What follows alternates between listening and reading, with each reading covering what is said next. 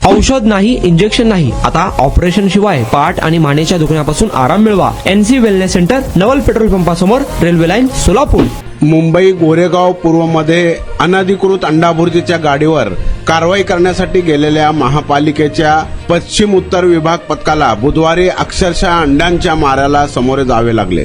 माझ्या गाडीला हात लावून दाखवा अशी धमकी देत स्वतःची सलमान भाई म्हणून ओळख करून देणाऱ्या इस्माने पालिका कर्मचाऱ्यांशी हुज्जत घातली. अखेर अंड्यांचा मारा, धक्काबुक्की, शिवीगाळ आणि शासकीय कामात अडथळा निर्माण केल्याप्रकरणी सलमान बशीर शेख वय 33, रजिया बशीर शेख वय 62, इरफान बशीर शेख 38 या तिघांविरोधात दिंडोशी पोलिसात 17 जूनला गुन्हा दाखल करण्यात आला होता.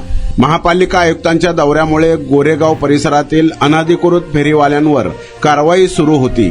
पश्चिम उत्तर विभागाचे अतिक्रमण निरीक्षक व लायसन्स अधिकारी सागर शिवले आपल्या पथकासह संतोषनगर परिसरात सकाळी कारवाईसाठी गेले होते.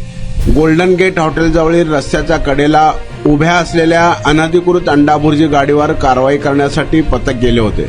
पालिका कर्मचाऱ्यांनी गाडी पुढे असलेली लोखंडी बाकडे आणि गॅस सिलेंडर अतिक्रमण विभागाच्या वाहनात ठेवण्यास सुरुवात केली. मात्र कारवाई सुरू असताना एका इस्माने थेट पालिका कर्मचाऱ्यांना शिवीगाळ करण्यास सुरुवात केली.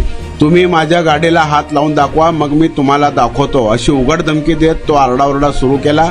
मला इथे सगळे सलमान भाई म्हणून ओळखतात आणि परिसरात आपला दबदबा असल्याचे सांगितले. तरीही पालिकेचे कर्मचारी मागे हटत नाही. हे पाहून तेथे सलमानची आई व भाऊही दाखल झाले.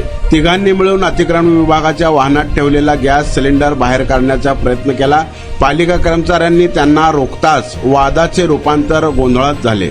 धक्काबुक्की, आरडाओरडा, शिवीगाळ सुरू असतानाच अचानक दुसऱ्या इस्माने अंड्यांचा ट्रे हातात घेतला आणि थेट पालिका कर्मचाऱ्यांवर अंड्यांचा वर्षाव सुरू केला.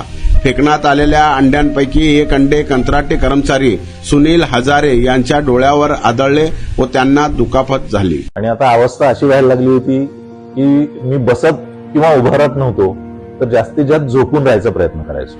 सलगपणे आपण एखादं काम करायला लागलो की बॅकमध्ये पेन येतोय.